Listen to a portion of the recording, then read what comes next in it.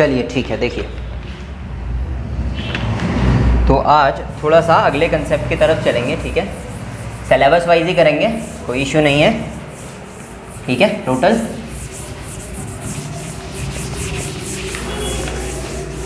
Syllabus के according चलेंगे आगे को। और अगला जो है, एक बार हम पहले एनर्जी पढ़ चुके हैं ना, ठीक है। एनर्जी के अंदर ही कुछ जो टॉपिक्स या पॉइंट थोड़े बहुत छूट गए थे, ज़्यादा तो नहीं, पहले उनको कवर कर लेंगे और उसके साथ फिर अपना आगे दूसरा कंसेप्ट शुरू करेंगे। तो आज दो कंसेप्ट सिलेबस वाइज जो है हम ऊपर से कवर करते जा रहे हैं, ठीक है। जैसे पहला कंसेप्ट है वर्क, यानी कि कार्य का, ठीक है। अब वर्क को समझना है तो आपको एक सिंपल सी चीज समझनी है, वर्क या कार्य बराबर होता है फोर्स डॉट डिस्प्लेसमेंट। जरा ध्यान से समझिए, फोर्स क्या है? बल,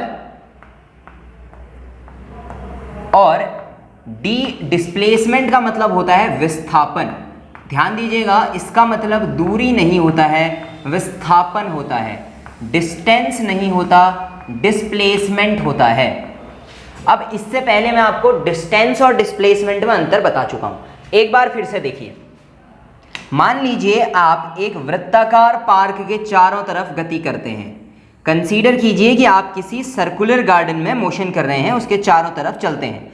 आपने यहां से चलना शुरू किया पॉइंट ए से, और आप चलते रहे और इधर पहुंचे, मान लीजिए बी पॉइंट पे पहुंचे। तो आपने दूरी यानी कि डिस्टेंस कितना ट्रेवल किया? इतना। ये समथिंग मीटर में होगा, ये आपकी दूरी है। और विस्थापन होगा ए टू बी मिनिमम डिस्टेंस, ए व बी के बीच की न्यूनतम दूरी आपका विस्थापन है। ये है डिस्प्लेसमेंट और ये है डिस्टेंस। अब दूसरा कंसेप्ट फिर से, मान लीजिए कि आप चलते रहे और बी से चलते हुए आप वापस अपनी पुरानी स्थिति ए पर आ गए। अब जरा देखिए, आपका डिस्टेंस, जो आपने डिस्टेंस ट्रेवल की वो ये पूरी डिस्टेंस है। अगर इसकी रेडियस r हो तो आपने जो डिस्टेंस ट्रेवल की वो 2 पाई r की, कितनी? 2 पाई r डिस्टेंस आपने ट्रेवल की। लेकिन डिस्प्लेसमेंट कितना हुआ जरा देखिए, a से चले थे, वापस a में पहुंच गए, a से a के बीच की न्यूनतम दूरी कितनी होगी? 0, यानी कि आपका डिस्प्लेसमेंट कितना है? 0। यह अंतर होता है डिस्टेंस और डिस्प्लेसमेंट का। और जब डिस्टेंस और डिस्प्लेसमेंट, दूरी और विस्थापन में अंतर है, तो इसका मतलब F डॉट D में भी अंतर होगा। कार्य का मतलब होता है कि जब आप कुछ बल लगाते हैं, बल क्या करता है? किसी वस्तु की स्थिति को परिवर्तन करता है या परिवर्तन करने का प्रयास करता है।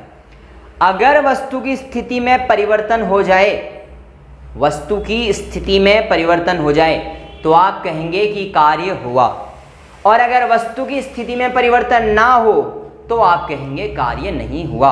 इफ द प्लेस और there occur any displacement in the thing, then you will say that the work happens, otherwise the work will not happen. Force लगेगा, बल लगेगा, विस्थापन होने पे मैटर करेगा। जैसे F डॉट D दिख रहा है ना, dot product of two vectors का मतलब होता है जब भी आप किसी दो सदिश राशियों का डॉट गुणा करते हैं, इसको अदिश गुणन कहते हैं। स्केलर मल्टीप्लिकेशन है और ये एक अदिश राशि है। इसका मतलब वर्क हमारी कैसी राशि है? अदिश क्वांटिटी है, स्केलर राशि है, ठीक है। ये स्केलर क्वांटिटी या अदिश राशि होती है। F डॉट D को हम लिखते हैं F D cos थीटा। जरा ध्यान से समझिए, मान लीजिए मैं इस बोर्ड पे बल लगाता हूं कुछ न्यूटन का, तो न्यूटन फोर्स तो आ गया, परंतु जो मैंने बल लगाया उसमें विस्थापन शून्य है। और विस्थापन अगर शून्य है तो एफ डी कॉस थीटा में अगर एक भी चीज 0 हो गई तो कहानी खत्म, कोई भी कार्य मैंने नहीं किया था। इसका एक बेहतरीन एग्जाम्पल समझिए, एक कुली है, मान लीजिए कि ये एक कुली है, अपने सर पर बोझा उठाए हुए, और ये एक जगह ए से यानी कि रेलवे स्टेशन से चलता है और किसी के घर पर सामान पहुंचा देता है, डिलीवर कर देता है। तो ये सामान अगर आप देखेंगे तो कोई भी विस्थापन नहीं कर रहा, इसने भी यहाँ जाने के बाद वापस आ गया तो इसने भी कोई कार्य नहीं किया। इसका मतलब कुली ने इनडायरेक्ट वे में कोई भी काम नहीं किया। फिजिक्स के अकॉर्डिंग कुली ने कोई कार्य नहीं किया। अब इस कंसेप्ट को जरा समझिएगा, जो हमारा एफ डी कॉस थीटा है वो कॉस थीटा की वैल्यू पर भी डिपेंड करेगा। अब जरा सा कॉस थीटा को समझते हैं। फोर्स और डिस्प्लेसमेंट, बल और विस्थापन तो चलिए मान लिया कि होगा, मैंने बल लगाया, कुछ विस्थापन हुआ किसी वस्तु में, क्या सच में कार्य हुआ कि नहीं हुआ, इसको समझना है तो हमें इस कंसेप्ट के ऊपर जाना पड़ेगा। जरा ध्यान से देखिए, बल धनात्मक जो कार्य है वो पॉजिटिव भी हो सकता है, नेगेटिव भी हो सकता है और शून्य भी हो सकता है। कार्य जो है वो धनात्मक, ऋणात्मक और शून्य हर प्रकार का हो सकता है। कैसे, देखिए अब थीटा की वैल्यू पे काम करेंगे। थीटा अगर 90 डिग्री हो जाए, cos 90 कितना 0, cos 90 0 तो F D cos 0 0, F D भी 0 यानी कि कार्य 0। तो यहां पे थीटा 90 डिग्री की कंडीशन को कहेंगे 0 वर्क डन, 0 वर्क, शून्य कार्य की परिस्थिति, शून्य कार्य की परिस्थिति। शून्य कार्य कब होता है, तब जबकि बल लगाने पर विस्थापन ना हो या किसी वस्तु के साथ cos थीटा यानी कि थीटा कोण, बल और विस्थापन की दिशा का कोण कितना हो, 90 हो। मान लीजिए बल यहां लगाया, विस्थापन ऊपर की तरफ हुआ, 90 डिग्री का एंगल बना, इसे कहेंगे 0 वर्क डन, कोई भी कार्य नहीं हुआ।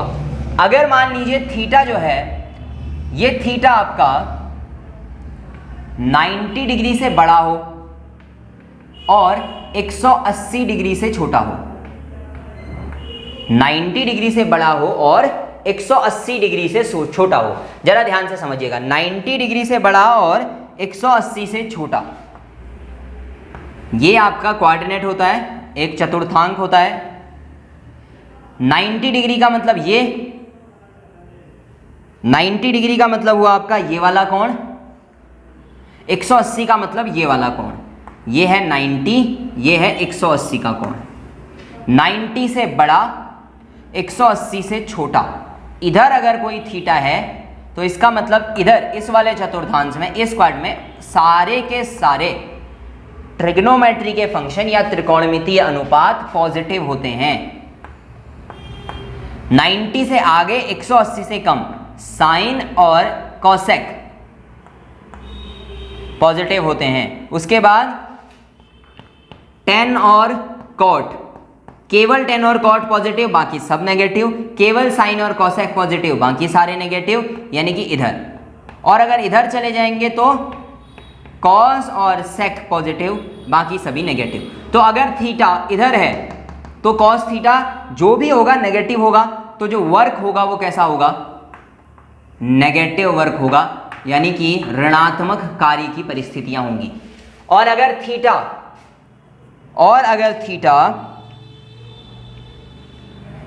0 डिग्री से बड़ा हो और 90 डिग्री से छोटा हो, जरा ध्यान से देखिए, 90 से छोटा यानी कि इधर, 0 से बड़ा यानी कि इधर, इसका मतलब ये जो है आपका पॉजिटिव वर्क डन होगा, यानी कि धनात्मक कार्य होगा। कहने का मतलब आप अब जब भी बल लगाएंगे तो देखेंगे कि विस्थापन कहाँ की तरफ हो रहा है, विस्थापन किस स्थिति में हो रहा है। आपके बल की दिशा में अगर विस्थापन हो रहा है, ठीक है, बिल्कुल एग्जैक्ट जहां बल लगाया वहीं विस्थापन, तो cos 0, 0 का मतलब 1, तो इस स्थिति में एफ डी 1 यानी कि एफ डी आपका कार्य होगा। कितना बल लगाया और कितना विस्थापन हुआ, सामान्य गुणा कर दीजिए, निकल जाएगा। मान लीजिए आपने ऐसे बल लगाया और वस्तु ऊपर की तरफ तिरछी गई, ऐसे कुछ एंगल बनाकर, तो उस एंगल की वैल्यू को आप रख लेंगे कॉस में और सॉल्व कर लेंगे। अब यहां से जो क्वेश्चन बनता है वो क्या बनता है, देखिए, ठीक है, ये एमसीक्यू पूछे हुए हैं, ठीक है, ये तीनों, शून्य कार्य की परिस्थिति क्या है, और आपका धनात्मक कार्य की परिस्थिति क्या है, और ऋणात्मक कार्य की कंडीशन क्या होती है। क्वेश्चन ये है कि मान लीजिए आप एक सर्कुलर पाथ पे गति कर रहे हैं, बल लगा रहे हैं या कार्य कर रहे हैं, कुछ भी, तो आपका कार्य कितना होगा। तो जरा ध्यान दीजिएगा, जब भी आप किसी घूर्णन में गति करते हैं, किसी सर्कल में मोशन करते हैं, तो आपके बल की दिशा सदैव कहाँ होगी, उसके केंद्र की तरफ होगी, जिसे अभिकेंद्र बल कहा जाता है, सेंट्रीपिटल फोर्स कहा जाता है। आपका बल सदैव अंदर की तरफ लगेगा। जरा ध्यान से देखिए, बल सदैव अंदर की तरफ लगेगा। ऐसे आपने डोरी को घुमाया इस तरीके से, तो उसका बल अंदर की तरफ लगता है। यह है फोर्स की डायरेक्शन। अगर मैं आपसे पूछूं कि आपका विस्थापन, चाहे आप इस तरफ भागिए चाहे इस तरफ भागिए, कहीं भी कार्य कीजिए, विस्थापन की दिशा आप ऐसे निकालेंगे, टेंजेंट खींचेंगे, ऐसे स्पर्श रेखा खींचेंगे, ये ऑपोजिट आते हैं तो ये। जरा देखिए इनके बीच में कितना कोण बन रहा है, ये देखिए, ये आपका जो अंदर है ये है फोर्स, ये है विस्थापन। F और D के बीच में कोण बना 90 डिग्री का, और 90 डिग्री अगर कोण हो तो कार्य कैसा, शून्यकार। इसीलिए यहां पे आप नोट बना के लिखेंगे कि प्रत्येक घूर्णन गति में या घूर्णन दिशा में जब भी कार्य हो तो कार्य हमेशा शून्य होता है। In every circular motion the work done is always zero. In every circular motion the work done is always zero. इस चीज का ध्यान देंगे आप, ठीक है। कार्य क्या आपका सारा का सारा लगभग पूरा हो गया, cos जीरो। हाँ, एक और चीज, कार्य का मात्रक या यूनिट तो आपको पता है क्या होती है, जूल होती है। कार्य की इकाई तो जूल होती है, परंतु एक और इकाई है अर्घ। और ध्यान देना है आपको अर्घ के बारे में कि 1 जूल बराबर 10 की घात 7 अर्घ होता है। 1 joule is equal to 10 to the power 7 erg होता है। ये चीज आपको ध्यान देनी है। ये आपका वर्क का कंसेप्ट रहा, पूरा का पूरा वर्क आपका इस कंसेप्ट में कवर हो जाता है। यहां से आपको क्या करना है, वर्क का जो नोट है वो बना लेना है, ठीक है। वर्क के बारे में लगभग हमारा पूरा हो गया। वर्क के बारे में ये सारे के सारे पॉइंट नोट कर लीजिए। हर पॉइंट अपने आप में एक एमसीक्यू है, ठीक है। हर पॉइंट अपने आप में एक मल्टीपल चॉइस क्वेश्चन है। फटाफट से कवर कर लीजिए, उसके बाद आगे बढ़ते हैं दूसरे कंसेप्ट की तरफ।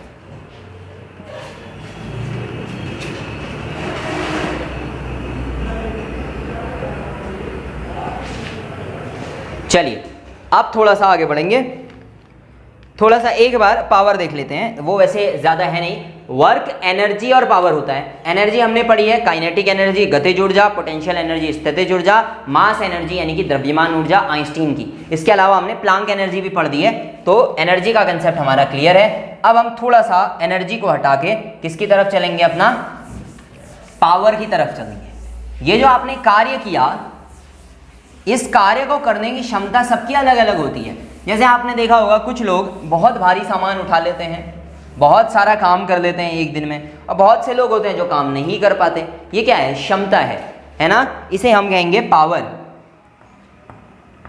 और पावर को हिंदी में कहा जाता है शक्ति। अगर आपसे कहा जाए 2 लोग हैं, एक 50 किलो उठा लेता है, एक केवल 10 किलो उठा पाता है, किसकी शक्ति या पावर ज्यादा है, तो ऑब्वियसली जो आपका आंसर होगा वो होगा जो भारी सामान को उठा पा रहा है। तो पावर या शक्ति को आपने किससे नापा, आपने नापा कार्य करने की क्षमता किसकी कितनी है, यही तो है। कार्य करने की क्षमता को पावर कहते हैं, यानी कि पावर P W/T से रिप्रेजेंट होगा। कार्य करने की दर, the rate of doing work done is called power. Rate of doing work done is called power, ठीक है ना। कार्य करने की दर को शक्ति कहते हैं। इससे ज्यादा इसमें कुछ नहीं करना है। वर्क आपको, वर्क और एनर्जी अगर कभी दिया हुआ हो तो आप पावर निकाल लीजिएगा। कार्य ही ऊर्जा है, ऊर्जा ही कार्य है। एनर्जी भी दी हो तब भी आप इस चीज को निकाल सकते हैं। अच्छा, पावर या शक्ति का जो मात्रक होता है वो होता है वॉट। वॉट के अलावा एक बड़ी पावर, एक बड़ी यूनिट जो है इसकी, वो होती है हॉर्स पावर।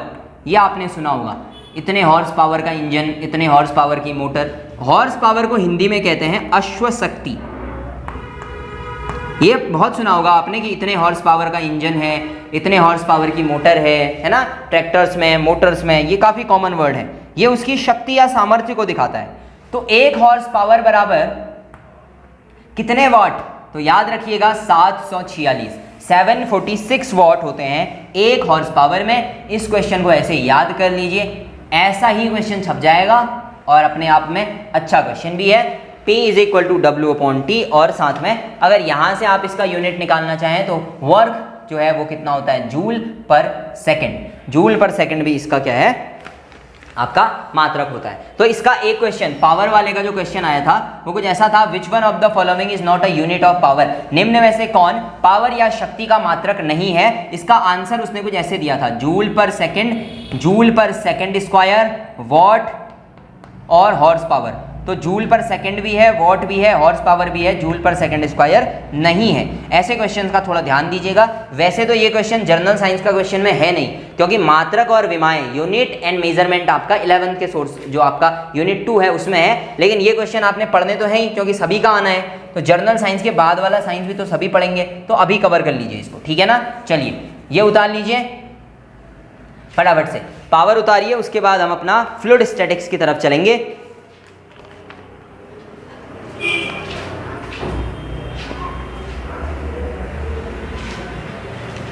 चलिए अब देखिए, पावर हमारा ये पुराने वाले जितना यूनिट 1 के पहले, दूसरे, तीसरे, चौथे जो आपके पॉइंट्स हैं वो कवर हो गए हैं, ठीक है, वो हम कवर कर चुके हैं। वैसे इलेक्ट्रिसिटी भी कवर हो गया है, वो बाद में है इस यूनिट 1 के अंदर ही। अपना अगला जो कंसेप्ट था वो अगर आप देखेंगे उसके अंदर तो आपको फ्लूइड्स के बारे में दिखेगा, ठीक है। चलिए थोड़ा सा इसके बारे में देख लेते हैं। फ्लूइड्स यानी कि द्रव, जो द्रव और गैस दोनों हैं जो बह सकती हैं, बहने योग्य जो चीज़ें होती हैं वो फ्लूइड्स हैं, यानी कि द्रवों के संबंधित नियम जो है उसके बारे में आपकी अगली बात होगी। फ्लूइड के कंसेप्ट पे बात होगी। फ्लूइड में आप गैस भी रखेंगे और साथ में द्रव भी रखेंगे, ठीक है ना। फ्लूइड में आपको द्रव भी रखना है और साथ में आपको गैस भी रखनी है। सॉलिड फ्लूइड नहीं होता, सॉलिड स्टैटिक्स भी होती है, यानी कि सॉलिडों के बारे में भी पढ़ना होता है, लेकिन वो आपके कंसेप्ट में नहीं है। फ्लूइड स्टैटिक्स नहीं है, द्रव का, फ्लूइड का स्टैटिक्स जरूर है, ठीक है। अब इसके सबसे पहले आपके उसमें जो सिलेबस में दिया गया है वो दिया गया है प्रेशर, यानी कि दाब, द्रव दाब यानी कि वाटर का प्रेशर। बिल्कुल सिलेबस वाइज चल रहे हैं। देखिए वाटर का प्रेशर, इसका क्या मतलब होता है, द्रवों का दाब। देखिए मान लीजिए ये एक द्रव है, इसी से आपका सारा कंसेप्ट क्लियर हो जाएगा। इसके पर यूनिट एरिया यानी कि प्रति एकांक क्षेत्रफल में, अब देखिए क्षेत्रफल कैसे होता है, लंबाई गुणा चौड़ाई, 2D क्वांटिटी है ना, 2 डायमेंशनों में देखी जाती है। मान लीजिए ये एक कोना आपने पकड़ लिया, तो अब ये कोना आपको ऐसा पकड़ना होगा, ऐसे, क्योंकि अगर आपने पूरा कोना पकड़ लिया तो ये 3D हो जाएगा, ऐसे 3D वो डेंसिटी हो जाएगी। ऐसे नहीं, आपको 2D फ्रेम पकड़ना है। तो जब 2D फ्रेम आप पकड़ेंगे तो आप क्या करेंगे, आप कहेंगे कि एक बीकर में पानी भरा हुआ है, मान लीजिए ये पानी का स्तर है, लेवल ऑफ वाटर यहाँ तक है, ये पूरा पानी है, ये लेवल ऑफ वाटर है। इस लेवल ऑफ वाटर का एक यूनिट एरिया ऐसे काटिए, ऊपर का बिल्कुल प्लेन में काटेंगे आप, 3D में नहीं काटेंगे, प्लेन में, इस तरीके से। ये इस यूनिट एरिया में कितना बल कार्य कर रहा है वाटर का, वही क्या है, प्रेशर है। प्रेशर, वाटर प्रेशर P होता है force upon per unit area, ठीक है।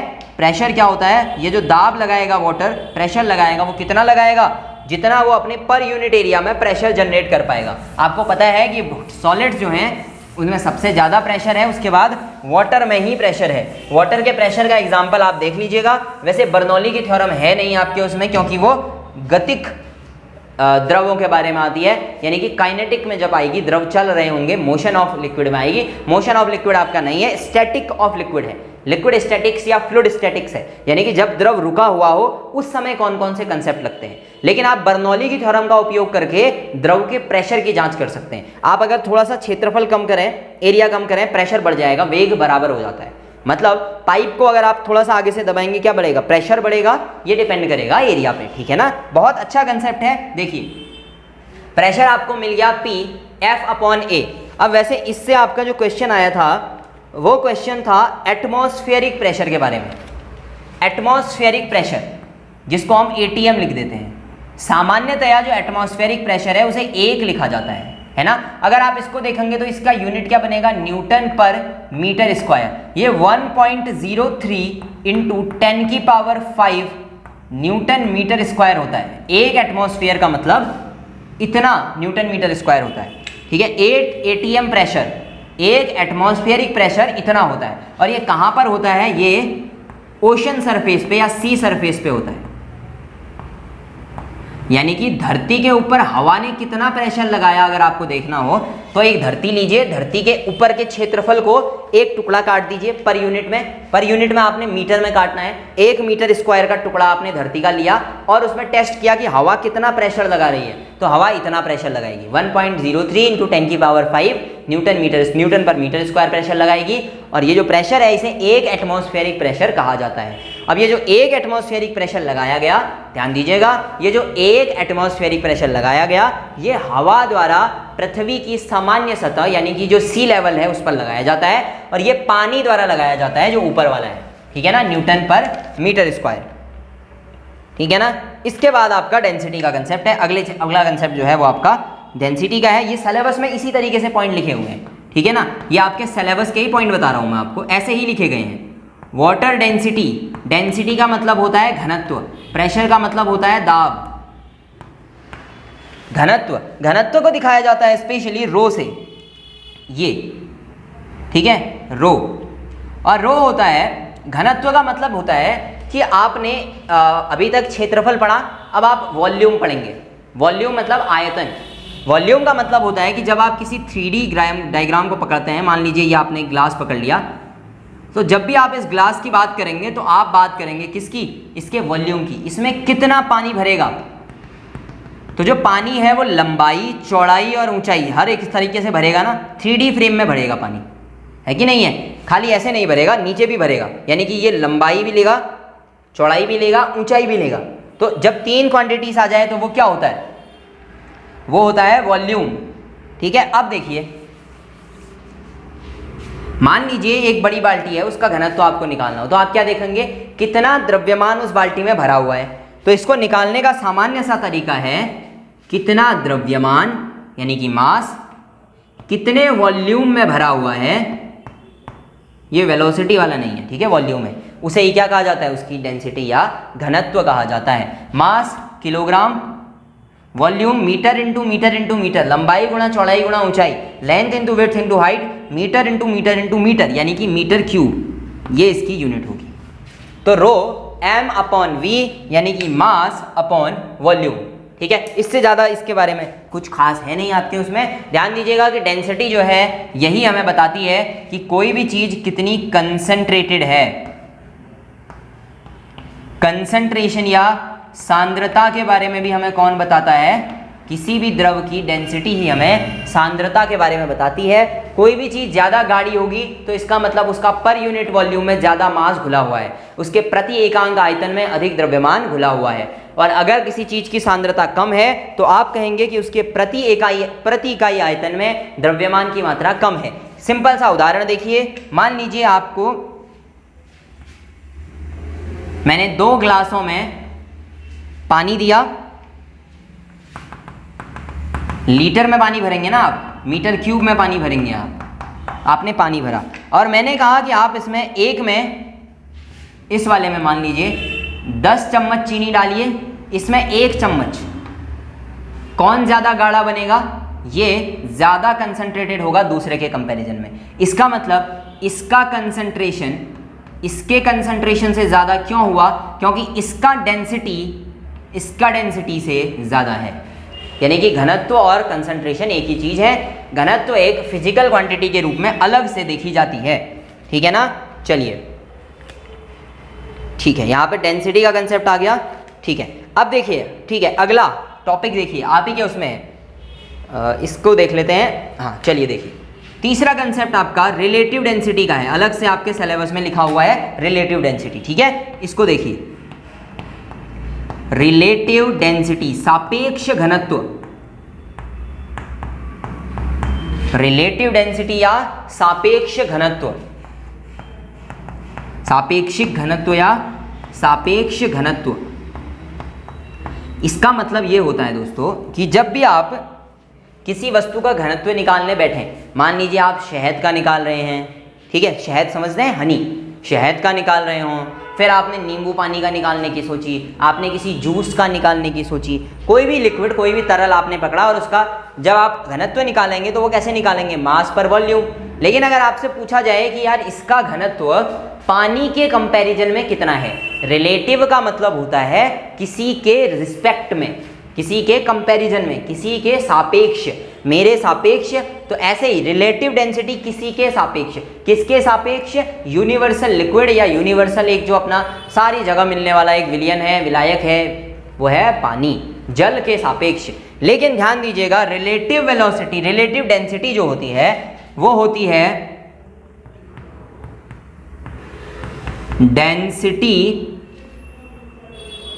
ऑफ, यहां पे जिस भी लिक्विड की आपने रिलेटिव डेंसिटी निकालनी है वो रखिए, डेंसिटी ऑफ फ्लूइड जो भी है, नींबू पानी रख लीजिए, यहां पर आप जूस रख लीजिए, कोई चाय रख लीजिए, हनी रख लीजिए, इसकी density upon density of water, density of water, ध्यान दीजिएगा डेंसिटी ऑफ वाटर एट, जो याद रखने वाली चीज है वो है 4 डिग्री सेल्सियस, द्रव का घनत्व 4 डिग्री सेल्सियस पर, और फिर उस वस्तु की डेंसिटी को रिलेटिव डेंसिटी कहा जाएगा। कंसेप्ट बड़ा ही आसान है, क्यों है देखिए, डेंसिटी ऑफ फ्लूइड तो ठीक है, यानी कि जो भी चीज आपको दी होगी, मान लीजिए नींबू पानी का रिलेटिव डेंसिटी निकालना हो, नींबू पानी की डेंसिटी आपने देखा कि इसकी 2 है, 2 इसकी डेंसिटी है, तो अब आप ऐसे ही density of water at 4 degree निकालेंगे। क्या हमारे पास density of water at 4 degree celsius calculate होती है? क्या हमारे पास पहले से density of water at 4 degree celsius है? 4 डिग्री सेल्सियस पर पानी का जो आपका घनत्व है वो कितना होता है, तो वो आपको ध्यान देना है। 4 डिग्री सेल्सियस पर पानी का घनत्व होता है 1, ध्यान से समझिएगा, 1 ग्राम पर सेंटीमीटर क्यूब, 1 ग्राम पर सेंटीमीटर क्यूब, या 1000 किलोग्राम पर मीटर क्यूब, 1000 किलोग्राम पर मीटर क्यूब या 1 ग्राम पर सेंटीमीटर क्यूब जो है वो क्या होती है, डेंसिटी ऑफ वाटर होती है एट 4 डिग्री सेल्सियस। ऐसे याद कर लीजिए, एमसीक्यू का क्वेश्चन है, डायरेक्ट ही पूछ लेगा कि what is the density of water at 4 degree Celsius. जिस यूनिट में पूछा हो, ग्राम सेंटीमीटर क्यूब में पूछा हो तो 1, सीजीएस में, एमकेएस में पूछा हो तो 1000 किलोग्राम पर मीटर क्यूब जो है इसकी डेंसिटी होती है। ये क्वेश्चन आपका ऐसे ही पूछा हुआ है, ठीक है ना।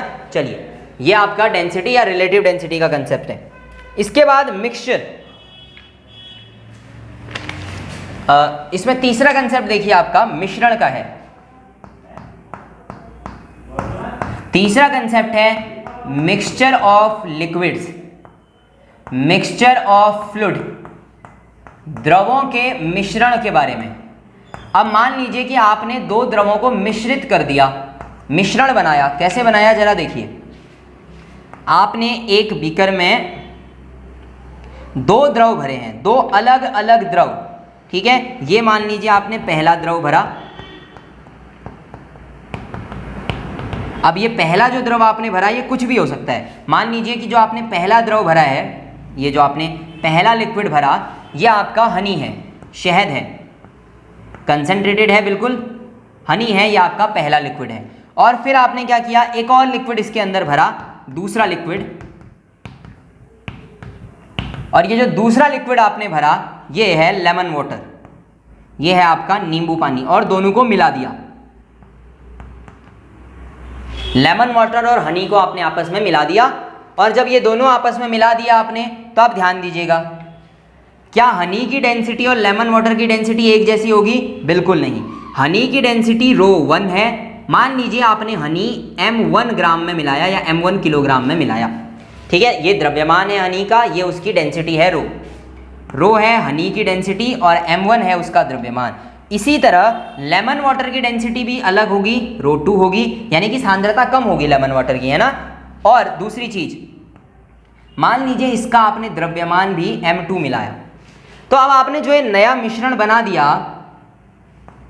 ये जो नया मिश्रण आपने बनाया, इस रिजल्टेंट मिश्रण की, ये जो नया मिश्रण आपने बना के दे दिया है, इसकी टोटल डेंसिटी कितनी होगी? इस जो नया लिक्विड आपने बना के दिया, इसकी डेंसिटी यानी कि रो कितनी होगी इस पूरे सॉल्यूशन की, मिक्सचर की? तो वो होती है रो इज इक्वल टू, ध्यान से सुनिएगा, पहले वाले की डेंसिटी प्लस दूसरे वाले की डेंसिटी अपॉन ρ1 प्लस ρ2। दोनों की डेंसिटी को आपस में आप जोड़ देंगे। अपॉन में अगर आप देखेंगे तो अपॉन में अगर आपको देखने के लिए मिलेगा, आप देखिए जो क्वेश्चन आया है वो इससे थोड़ा अलग है। फिलहाल इसको पढ़ लीजिए, फिर मैं क्वेश्चन की तरफ ले जाऊंगा, ठीक है ना। अब क्योंकि क्वेश्चन आपका अभी देखिए इसी से निकल जाएगा वो भी, तो याद रखने की जरूरत इसको है। m1 upon rho 1 plus m2 upon rho 2, m2 upon rho 2। Question कहाँ से आया है वो देखेंगे, तो क्वेश्चन को देख लेंगे थोड़ा सा। ये है रिलेटिव डेंसिटी, रिलेटिव नहीं, ये है आपकी मिक्सचर की डेंसिटी, ठीक है। ये है आपकी मिश्रण की डेंसिटी का फॉर्मूला। ये जो आप देख रहे हैं ये ऐसा जो नया मिक्सचर बना उसका फॉर्मूला है। अब जरा मैं इसको क्वेश्चन दिखाऊंगा आपको, ठीक है। ये फॉर्मूला ऐसा ही याद कर लीजिए, इसी से आपका कंसेप्ट जो है वो सॉल्व होने वाला है। क्वेश्चन करेंगे, देखिए क्वेश्चन की तरफ चलते हैं, क्योंकि क्वेश्चन जो है वो आया हुआ है कि दो मिक्सचर हैं जिनकी डेंसिटी रो 1 और रो 2 है, यानी कि हनी और लेमन वाटर मान लीजिए, और इनका बराबर अमाउंट मिलाया गया है, m1 और m2 को मिलाया गया है बराबर अमाउंट में। कहने का मतलब 50 ग्राम लेमन वाटर 50 ग्राम शहद मिलाया, डेंसिटी अलग अलग है। इस केस में बताइए जो नया विलियन बनेगा, मिक्सचर बनेगा, उसका रो कितना होगा। तो उसका रो निकलेगा तो किससे, रो 1 plus rho 2 upon m1 upon rho 1 plus m2 upon rho 2 से ही सॉल्व होगा ना। सॉल्व होने के लिए तो यही फॉर्मूला है। अब इसको अगर आपको आगे बढ़ाना हो तो आप क्या करेंगे, इनको बराबर कर लेंगे, ठीक है। ये वाला उतार चुके होंगे आप, पहला कंसेप्ट, तो यहां से नीचे की तरफ इसे सॉल्व करेंगे।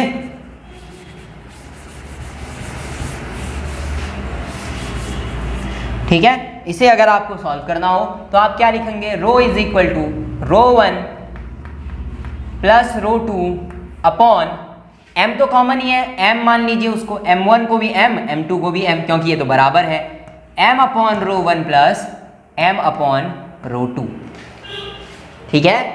अच्छा, अगर आप यहां से सॉल्व करें तो आपका जो रो आएगा वो कैसे आएगा, जरा देखिए, रो 1 प्लस रो 2 अपॉन m रो 2 प्लस ये हो गया m रो 2, ये हो गया m रो 1 अपॉन रो 1 प्लस रो 1 इंटू रो 2। मानते हैं इसे। अच्छा, अगर आप यहां से इसको आगे लेकर चलेंगे तो क्या होगा, ये बना a upon b upon c upon d, ये ऊपर रो 1 प्लस रो 2 इंटू रो 1 रो 2 अपॉन में m कॉमन रो 1 प्लस रो 2 बना। यहाँ से रो 1 प्लस रो 2 को काट दीजिए तो जो आपका मिश्रण का रो आएगा वो आएगा रो 1 रो 2 अपॉन m। तो ये कंसेप्ट दिमाग में रखिए, जब बराबर द्रव्यमान मिलाए जाएं, जब हनी और लेमन वाटर का मान बराबर हो, m और m हो, तो उस समय में जो मिश्रण बनेगा हमारा, उस मिश्रण के लिए जो रो होगा वो पहले वाले की डेंसिटी इंटू दूसरे वाले की डेंसिटी अपॉन में दोनों का कॉमन मास यहां से निकालेंगे। ये क्वेश्चन था आपका, कंसेप्ट है आपका। अच्छा, मान लीजिए कि इनको मास में ना घोल के आयतन में घोला गया हो, मान लीजिए इसको V1 में घोला गया और इसे V2 में घोला गया, द्रव्यमान आपको नहीं पता, केवल आयतन पता है कि 1 लीटर 2 लीटर शहद 3 लीटर लेमन वाटर घोला और डेंसिटी रो 1 और रो 2 है। तब आप कैसे निकालेंगे, इसका भी क्वेश्चन ही आया है, लेकिन क्वेश्चन ना करके पहले हम लोग इसका कंसेप्ट कर लेते हैं, क्वेश्चन सॉल्व हो जाएगा। कंसेप्ट में क्या होगा, कंसेप्ट में लगभग ऐसा ही है, ठीक है, कंसेप्ट में लगभग ऐसा ही है। जो रो आएगा वो कितना आएगा, जो रो आएगा वो आएगा, अब देखिए वॉल्यूम दी हुई है, रो दिया हुआ है, तो रो 1 V1 plus rho 2 V2 upon V1 plus V2, ऐसा आएगा, ठीक है। क्वेश्चन आया था कि जब आयतन बराबर हो तब रो क्या होगा, तो जब आयतन बराबर हो उस केस में क्या होगा, जब आयतन बराबर होंगे तो V1 और V2 आपस में बराबर होंगे ना।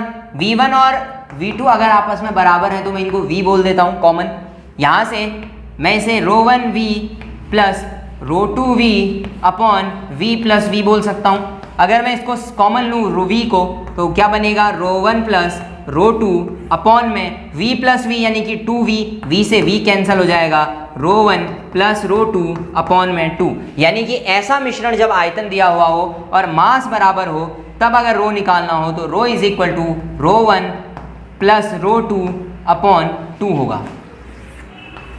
जरा क्वेश्चन के हिसाब से समझिए। मान लीजिए, जरा सा क्वेश्चन के अकॉर्डिंग समझते हैं क्योंकि इससे न्यूमेरिकल आएगा आपका, ठीक है, इससे आपका न्यूमेरिकल आएगा। मान लीजिए क्वेश्चन आपका ऐसा आया, क्वेश्चन आपका ऐसा आया,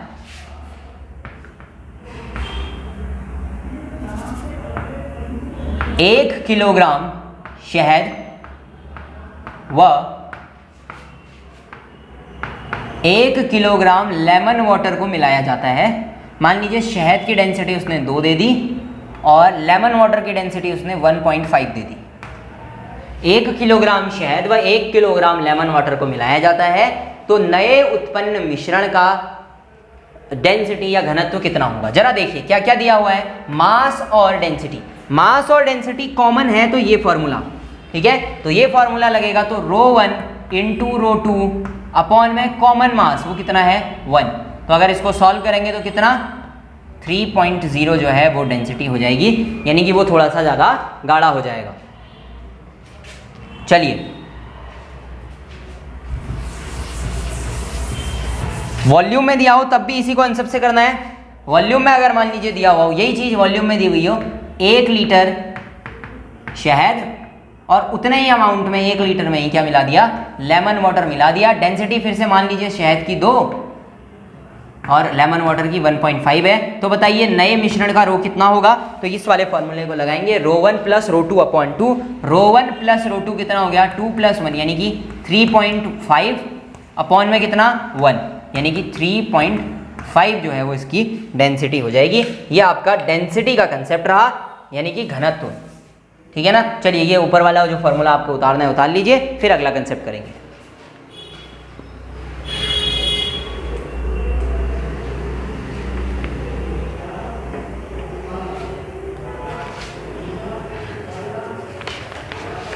चलिए देखिए ये हो गया,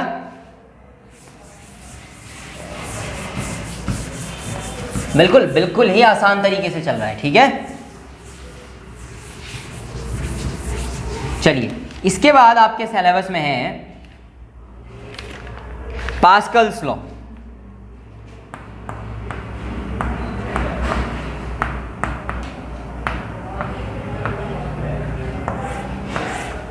पास्कल्स लॉ ये बहुत ही आसान सा लॉ है और कुछ नहीं है, समझना है बस। देखिए किसी एक कंटेनर में अगर आपने द्रव भर दिया, लिक्विड भर दिया इस तरीके से, तो इसके अंदर द्रव की जो एक ड्रॉपलेट है वह चारों तरफ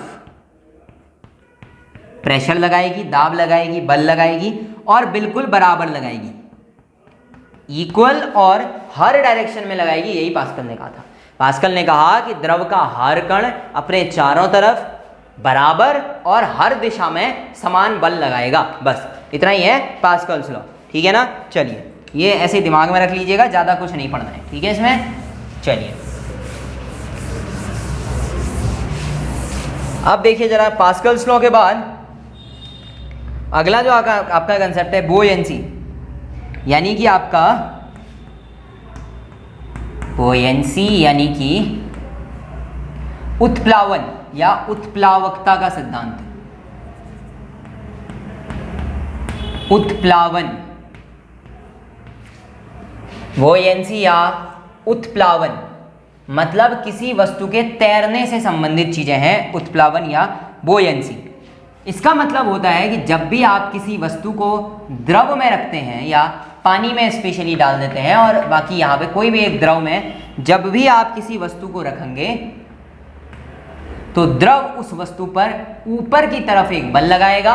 ये जो ऊपर की तरफ बल लगाया गया है, ये जो ऊपर की तरफ बल लगाया गया है इसी को क्या कहते हैं, बोएटिक फोर्स, यानी कि बोएटिक फोर्स यानी कि उत्प्लावन बल कह देते हैं। बोएटिक फोर्स या उत्प्लावन बल कह देंगे जो ऊपर की तरफ लगेगा, ठीक है, इसे कहेंगे बोएटिक फोर्स, इसे उत्प्लावन बल कह देते हैं। ठीक है, अब बोयेंसी यानी कि उत्प्लावन बल। अब इसको अगर आपको देखना हो ना तो आर्किमिडीज के प्रिंसिपल से पहले, आर्किमिडीज के प्रिंसिपल से पहले इसको देखिए जरा, एक बार ये क्लियर ही कर लीजिए ताकि जब फ्लोटिंग लॉ आए, तैरने के सिद्धांत आए, तो हम इसे आसानी से समझें। मान लीजिए ये द्रव है,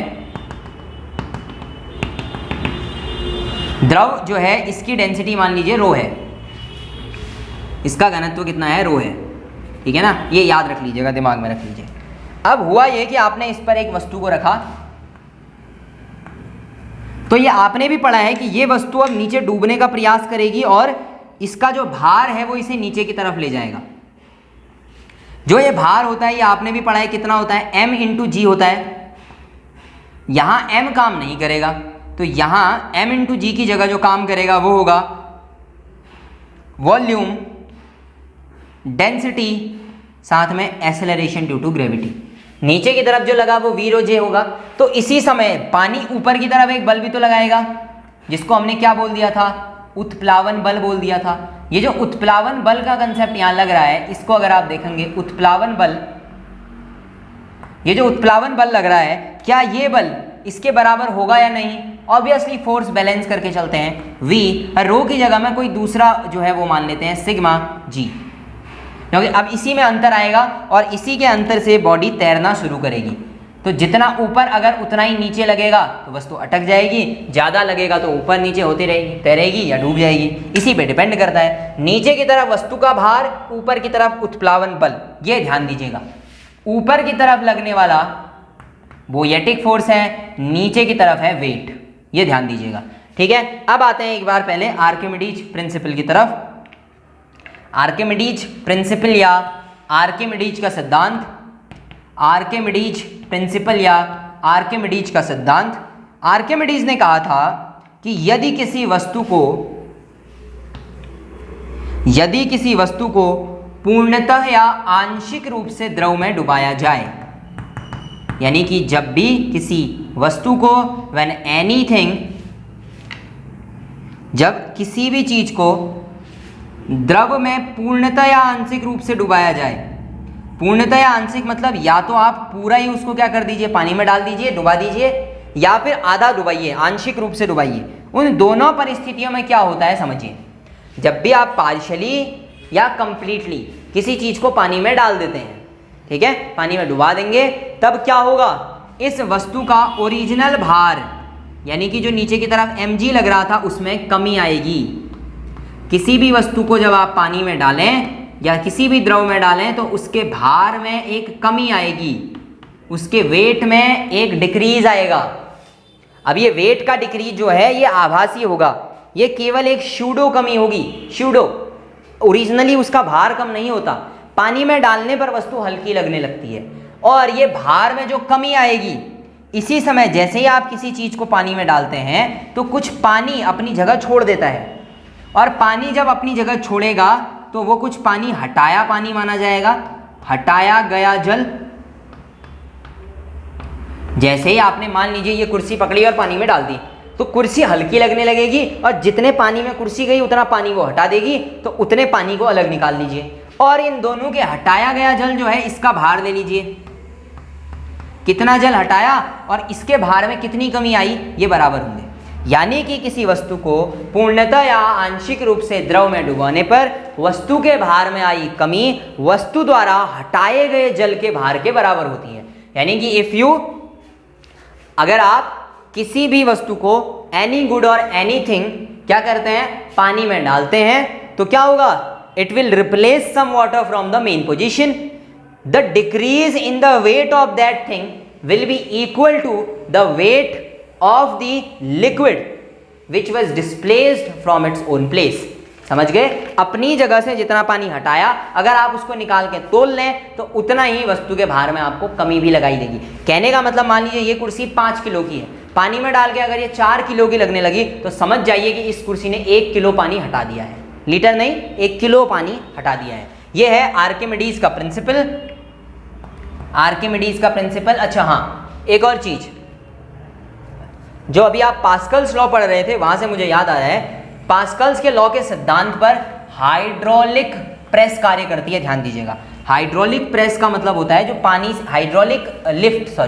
हाइड्रोलिक लिफ्ट काम करती है। हाइड्रोलिक लिफ्ट का मतलब पानी के फोर्स से जब लिफ्ट ऊपर नीचे हो, वो वाली लिफ्ट किसके सिद्धांत पे काम करती है? पास्कल्स लॉ पे काम करती है। ठीक है, ये आपका क्या आया? बुओयेंसी और आपका आर्किमिडीज का प्रिंसिपल भी आ गया। आर्किमिडीज का प्रिंसिपल आने के साथ अब लॉ ऑफ फ्लोटेशन करते हैं।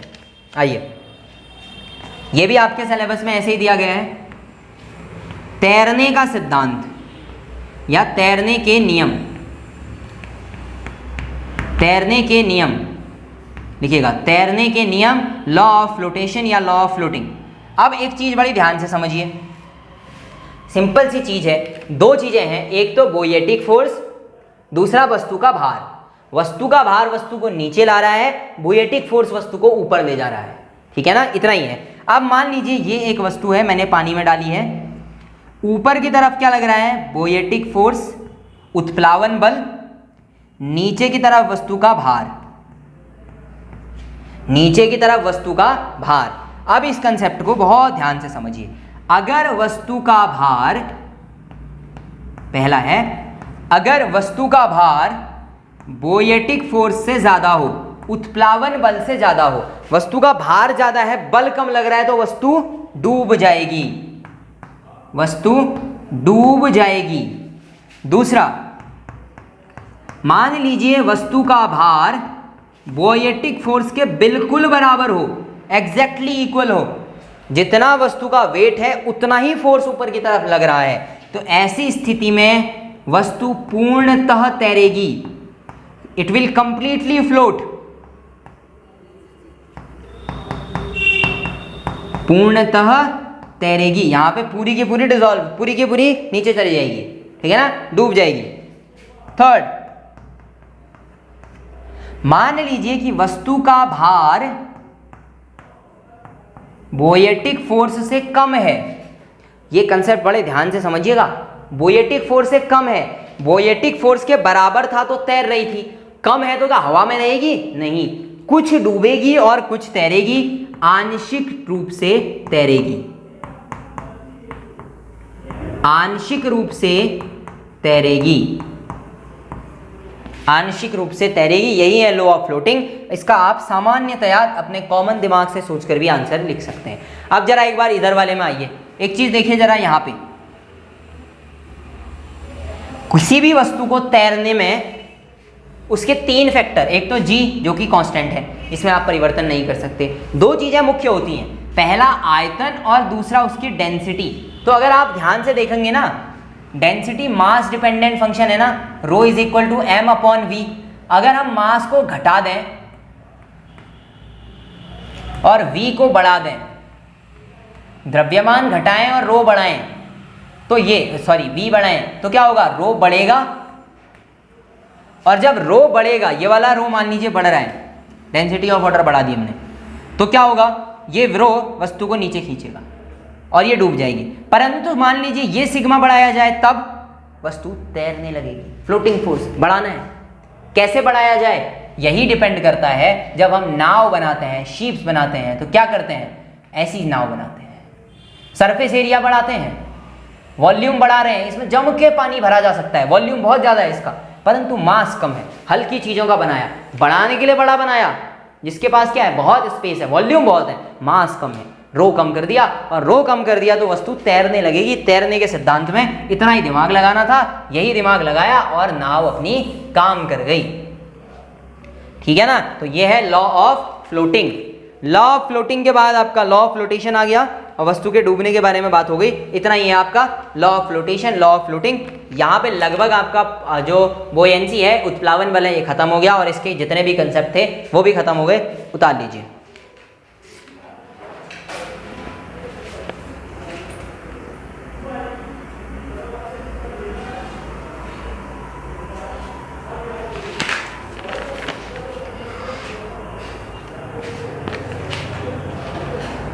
चलिए ठीक है, बोयेंसी से सारे क्वेश्चंस हमने इसी में कर लिए हैं, तो ज़्यादा कुछ नहीं है, एक बड़ा टॉपिक आपका और पूरा हो गया। ठीक है ना, चलिए।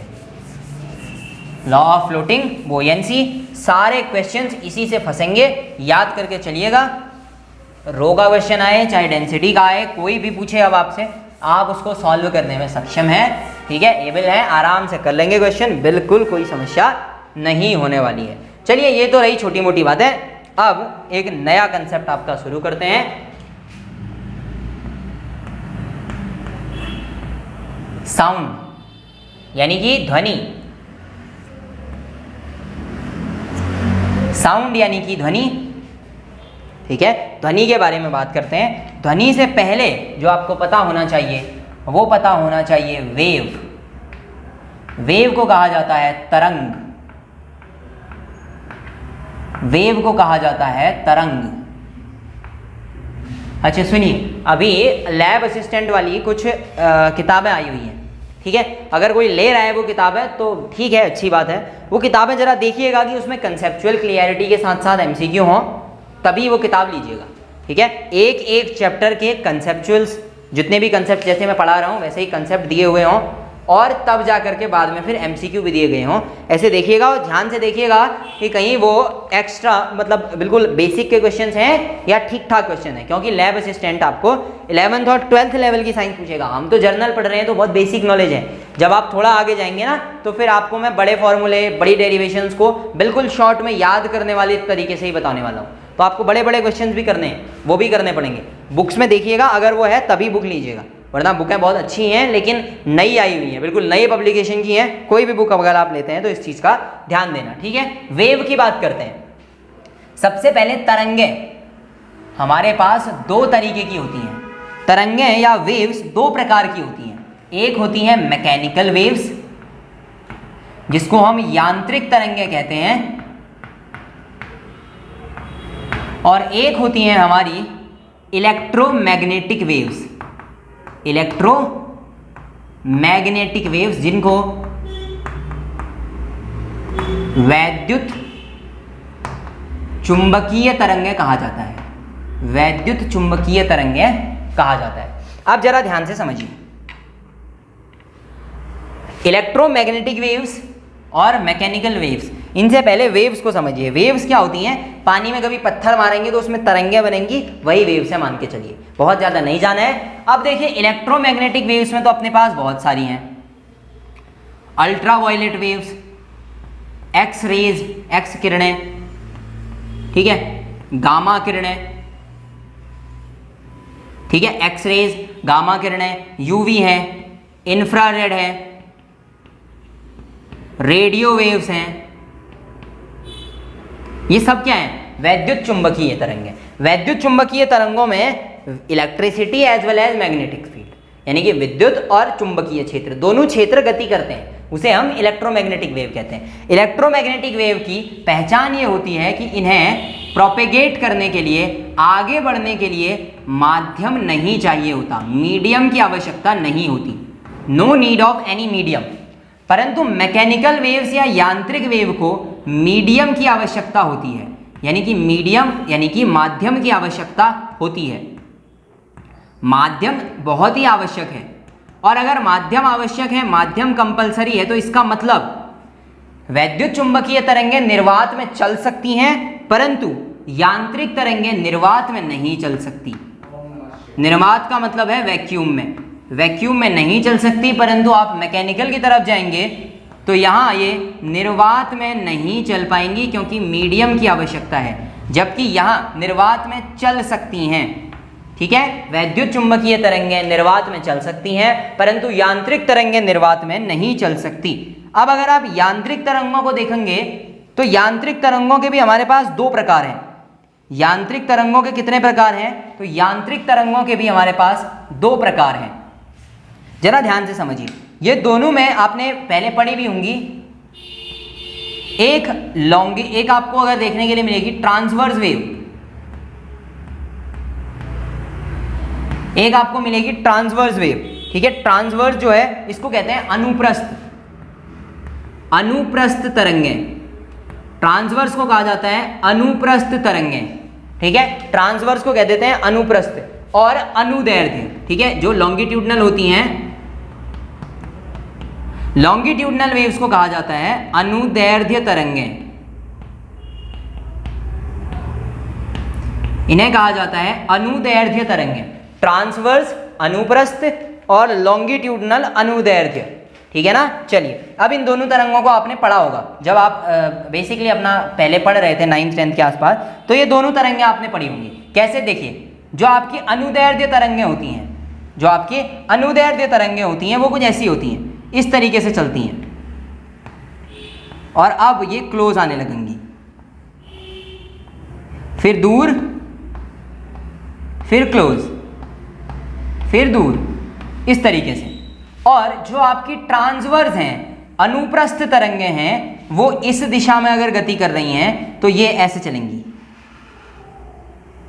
ये ऐसे प्रोपिगेट होंगी, ठीक है। ये आपके दोनों तरंगों के बारे में बात हो गई।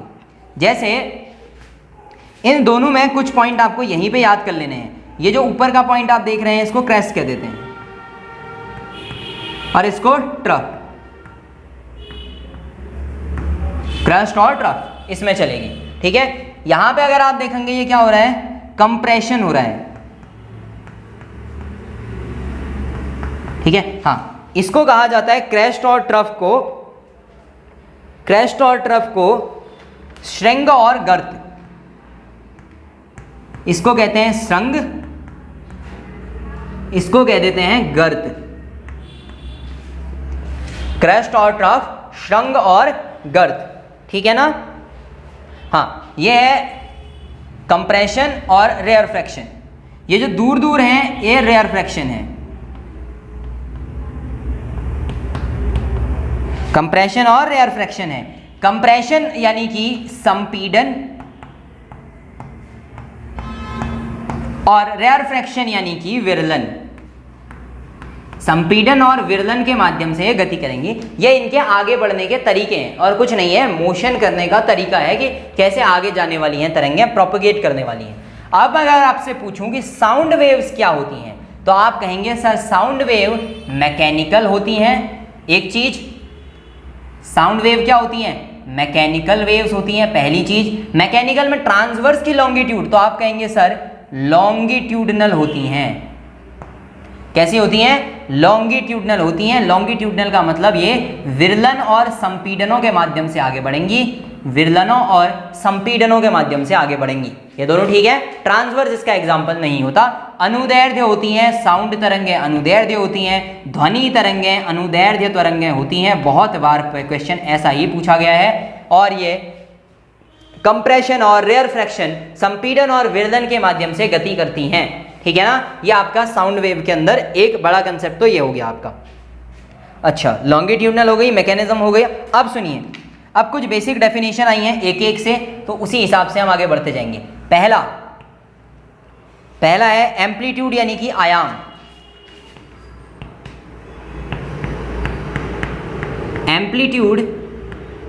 एम्पलीट्यूड का मतलब होता है आयाम। ये जो आप देख रहे हैं ये एम्पलीट्यूड है। ये हाइट जो आप देख रहे हैं, ये इसकी मिड अगर ये है तो ये जो है ये आपका एम्पलीट्यूड है, ये इसका आयाम है।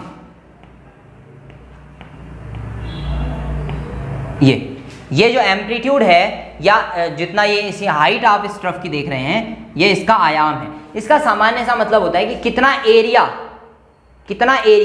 कवर हो रहा है, कितना एरिया कवर हो रहा है। और एम्पलीट्यूड हमें बताता है लाउडनेस, यानी कि अगर आपको आवाज जोर से सुनाई दे रही है तो उस साउंड के लिए एम्पलीट्यूड ज्यादा होगा। आवाज धीरे से सुनाई दे रही है तो उसका एम्पलीट्यूड जो है वो कम होता होगा। Loudness is a factor of amplitude, एक चीज आपको ध्यान रखनी है। अच्छा, इससे जो क्वेश्चन आया हुआ है वो आपका इंटेंसिटी का। देखिए, इंटेंसिटी का मतलब होता है ध्वनि की तीव्रता। इंटेंसिटी, लाउडनेस का मतलब लाउड, जोर से आवाज, ध्वनि की आवाज यानी कि जितना जोर से आपको सुनाई दे रहा है, शोर।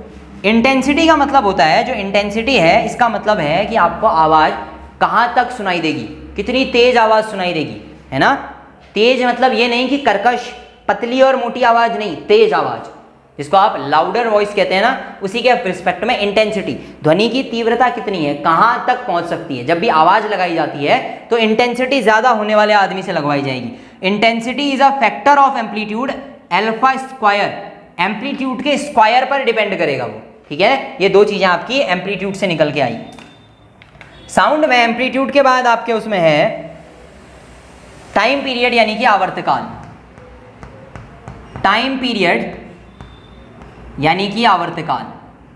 अब जो आपकी ध्वनि है ना वो ऐसे ही तो गति कर रही है, एक चक्कर पूरा, ये देखिए एक चक्कर पूरा, यहाँ से चली तो ये आई और एक चक्कर पूरा, या ऐसे देख लीजिए यहाँ से चली और यहाँ तक एक चक्कर पूरा, यहाँ से देखेंगे मान लीजिए यहाँ से चली ये एक चक्कर पूरा, ये एक चक्कर ही है। एक चक्कर मारने में कितना टाइम लगा उसे टाइम पीरियड कहा जाता है।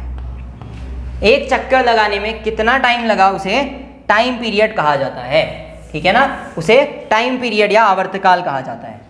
आवर्तकाल के बाद जो है आपका वो है आपका फ्रीक्वेंसी यानी कि आवृत्ति, फ्रीक्वेंसी यानी कि आवृत्ति, इसे एफ और एन दोनों से दिखाते हैं, स्मॉल एन या एफ। आवृत्ति का मतलब होता है कि एक सेकंड में कितने चक्कर पूरे हुए साउंड के।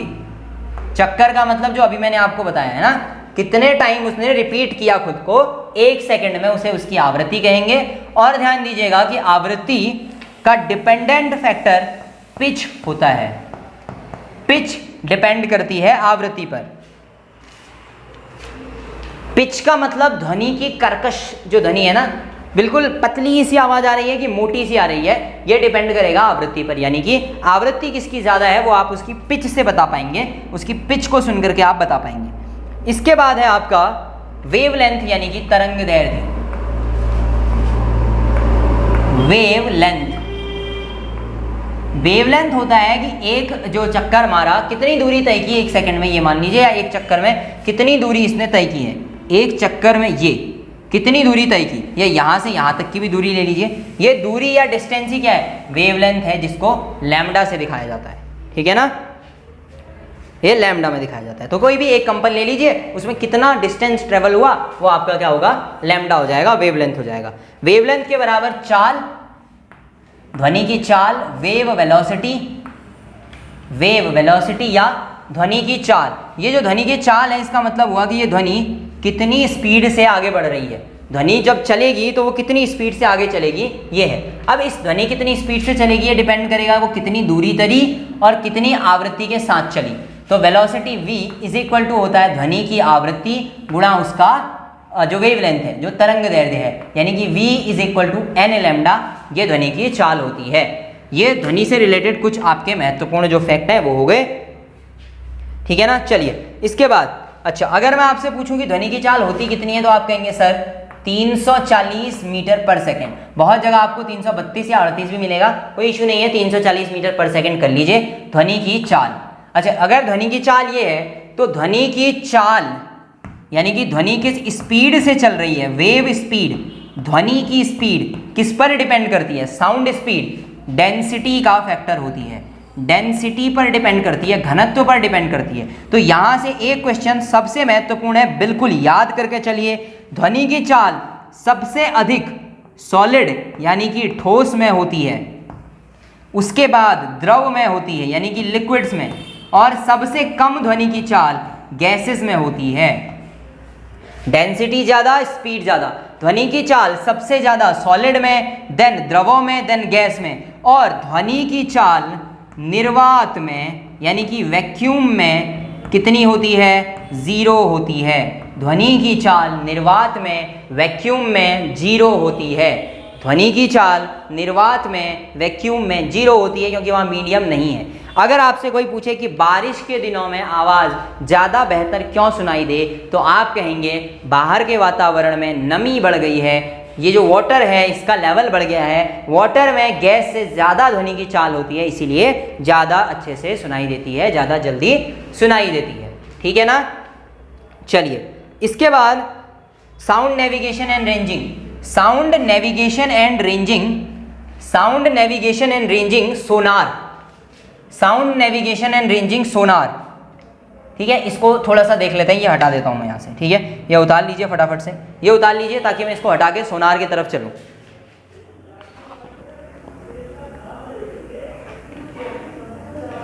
चलिए ठीक है, आइए इसको मैं हटा रहा हूं,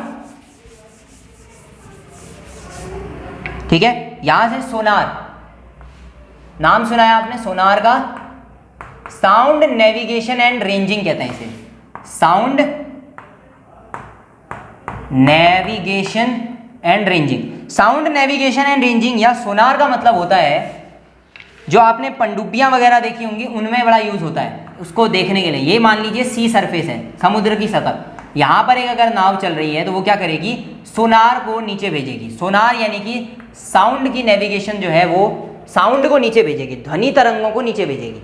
ध्वनि तरंगें नीचे जाएंगी, टकराकर वापस आएंगी, ट्रांसमीटर से गई और यहाँ ऑब्जर्व कर ली गई। अगर मान लीजिए यहाँ पर कोई पनडुब्बी है तो ये साउंड वेव इससे टकरा करके वापस आ जाएगी, तो हम टाइम देखेंगे, अगर जितनी इसकी गहराई है उतने में वापस आ रहा है, उतना ही टाइम ले रहा है, तब तो ठीक है। अगर जल्दी आ रहा है तो इसका मतलब नीचे क्या है, कुछ न कुछ है, वो कुछ न कुछ पनडुब्बी वगैरह हो सकती है। पनडुब्बी का पता करने के लिए सोनार का यूज किया जाता है, और यही किसी से टकराकर साउंड वेव का वापस आना ही क्या कहलाता है, इको कहलाता है। सिलेबस में लिखा हुआ है आपका इको। इको का मतलब आवाज का गूंजना, ठीक है, ध्वनि का गूंजना। यहाँ से बोला, टकरा करके वापस आई, इसे इको कहते हैं। इको क्या होता है, साउंड का किसी से टकराकर वापस आना इको कहलाता है। और इसी सिद्धांत पर कौन काम करता है, सोनार या साउंड नेविगेशन जो है वो काम करता है, साउंड नेविगेशन एंड रेंजिंग। इसी के माध्यम से, सोनार की मदद से समुद्रों की गहराई को भी नापा जाता है। याद रखेंगे, इसी के माध्यम से गहराई को भी नापा जाता है। इसके अलावा जो आपका बच गया वो एक जो है आपका साउंड सुनने के लिए अल्ट्रासोनिक आपके उसमें दिया गया है। मैं आपको सभी बता देता हूं। अल्ट्रासोनिक, सोनिक मतलब आवाज से रिलेटेड, ठीक है, सोनिक मतलब ध्वनि से रिलेटेड, साउंड से रिलेटेड। एक आपका इंफ्रासोनिक, ठीक है। अब आपके उसमें अल्ट्रासोनिक है, देखिए, लेकिन अब देख लीजिए इंफ्रासोनिक भी पढ़ा देंगे। इंफ्रासोनिक हिंदी में भी यही है, ठीक है। एक है ऑडिबल, अच्छा ये अपश्रव्य होता है, अपश्रव्य, लेकिन ये मिलेगा नहीं आपको, इंफ्रासोनिक ही लिखा हुआ मिलेगा, ठीक है। ऑडिबल यानी कि श्रव्य, और एक होता है अल्ट्रासोनिक। अल्ट्रासोनिक को कहते हैं पराश्रव्य। अच्छा, ध्वनि कितनी तेज है, यानी कि उसकी आवाज कितनी तेज है, लाउडनेस को डेसिबल में नापा जाता है, लाउडनेस को डेसिबल में नापा जाता है। लेकिन ध्वनि की फ्रीक्वेंसी को हर्ट्ज में नापा जाता है, ठीक है। हर्ट्ज, हर्ट्ज उसकी यूनिट है। उसी हर्ट्ज के हिसाब से इंफ्रासोनिक, ऑडिबल और अल्ट्रासोनिक को रखा जाता है। इंफ्रासोनिक 20 हर्ट्ज से कम होती है, लेस देन 20 हर्ट्ज की जो साउंड होंगी वो इंफ्रासोनिक होंगी। इंसान इसे नहीं सुन सकता। इसे कौन सुन सकता है, तो हम कहेंगे सर सांप जो है वो इसको बड़ी बेहतरीन तरीके से सुनते हैं। ऑडिबल यानी कि श्रव्य, श्रव्य 20 हर्ट्ज आवृत्ति से ज्यादा और 20,000 हर्ट्ज से कम, इनके बीच की जो साउंड है वो श्रव्य ध्वनियां होती हैं, जिसे हम अपने कानों से सुन सकते हैं। अल्ट्रासोनिक या पराश्रव्य जो ध्वनियां हैं, पराश्रव्य ध्वनियां 20,000 हर्ट्ज से ज्यादा की ध्वनियां होती हैं, इन्हें भी हम नहीं सुन सकते। अगर कभी कोई वस्तु इस ध्वनि की चाल से ज्यादा चलने लगे,